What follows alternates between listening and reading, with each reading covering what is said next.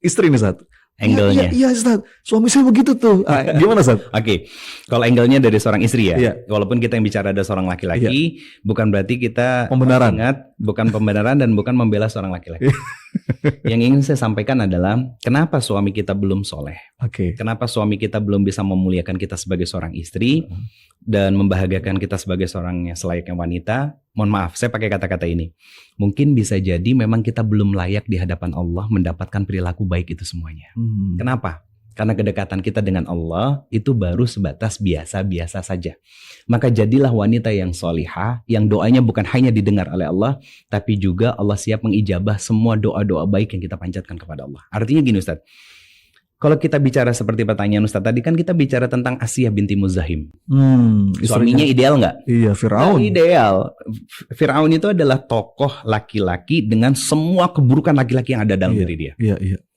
Cuman kan artinya gini, apa yang dilakukan sama Asiyah itu yang jadi fokus kita seharusnya sebagai seorang wanita.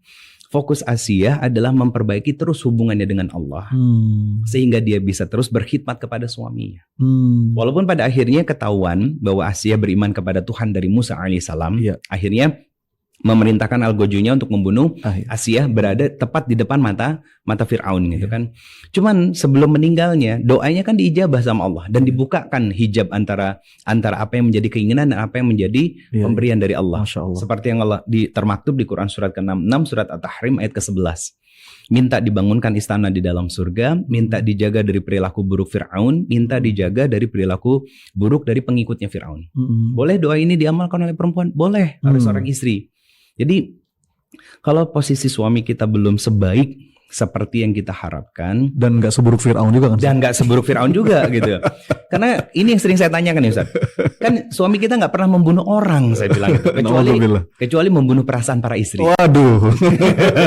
Betul kan? Dengan egonya, dengan keras kepalanya, nggak mau dengerin cueknya semena-mena dan lain sebagainya. Itu membunuh perasaan itu Ustaz. Nah, Saya bukan membela laki-laki, tapi saya ingin menguatkan. Fokus dengan diri gitu. Betul, bahwa kalian itu sebagai seorang perempuan itu punya potensi besar. Potensi besar untuk menjadi ahli surga atau potensi besar menjadi ahli neraka.